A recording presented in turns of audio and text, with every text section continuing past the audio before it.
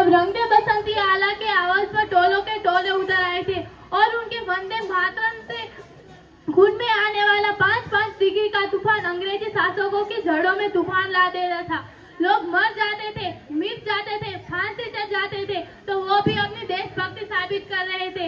ये उस दौर की एक कसौटी थी। उसके बाद 62, 65, 71 के युद्धों में अपना सुहाग गवा देने वाली और जब घर के हालत ये हो जाया करते थे कि मांग का सिंदूर गया, नन्हे निहालों की लंगोटियां चली गई, छोटी छोटी बेटियों की चोटियां चली गई, बाप की कमाई गई, भाई की बढ़ाई गई, एक ऐसा विस्फोट हुआ, पूरे देश की लंगोटियां चली गई। आपके लिए तो एक आदमी ही मरा है साहब, मेरे तो घर की रोटियां चली गई। मेरी नजर में वही सच्चा देशभक्त है जो इस देश के प्रति पूरी ईमानदारी और पूरी नैतिकता से काम करे। यही सच्ची देशभक्ति है और यही सच्चा राष्ट्र प्रेम है। न सरकार मेरी है, न रब मेरा है, न सरकार मेरी है, न रब मेरा है, और न ही ये बड़ा सा नाम मेरा है। बस छोटी सी बात का गुरूर है मुझे कि मैं भारत की हूँ और ये भारत मेरा है और ये भारत मेरा है।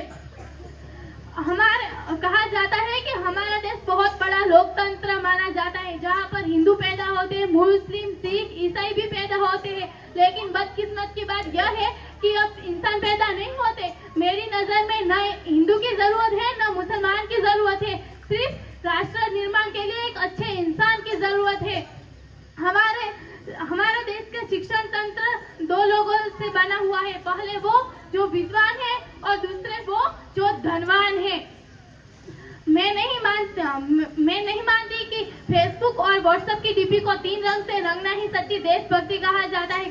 अगर आप कहेंगे कि साल में 2 बार हाथ में तिरंगा ले लेना सच्ची देशभक्ति है, तो मैं पूछना चाहूंगी कि फुटपाथ पर रहने वाला वो बच्चा ट्रैफिक की छांव में नंगे पांव में जब तिरंगा बेच रहा है, तो आप कहेंगे क्या उसकी देशभक्ति है?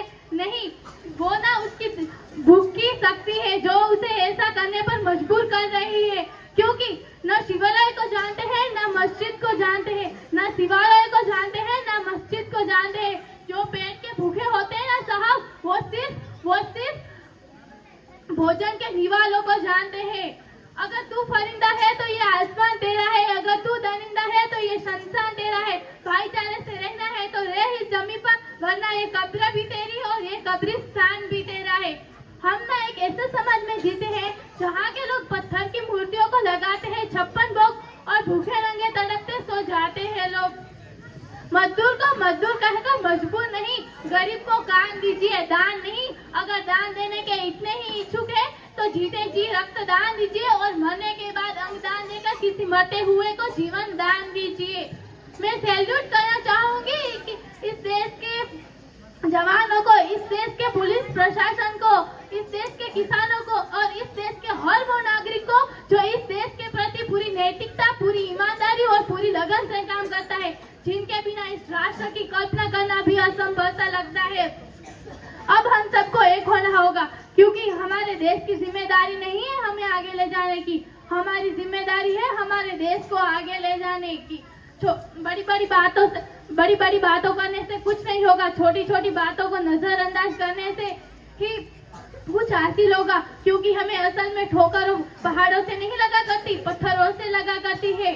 कहा जाता है कि हम महिला सुरक्षा में प्रथम नंबर में है, बिल्कुल नहीं, क्योंकि हम महिला सुरक्षा में विश्व में 4थे नंबर पर आते हैं।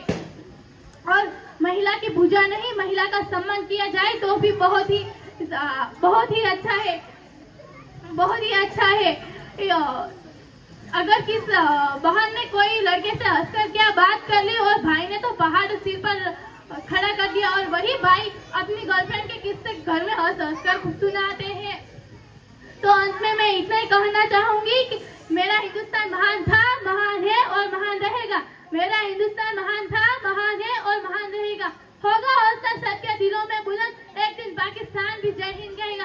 अरे पाकिस्तान ही क्यों, सारा जहां जय हिंद कहेगा, क्योंकि सारे जहां से अच्छा हिंदुस्तान हमारा। हम बुलबुल है इस देश के, ये गुलिस्तान हमारा, ये गुलिस्तान हमारा। जय हिंद, वंदे मातरम।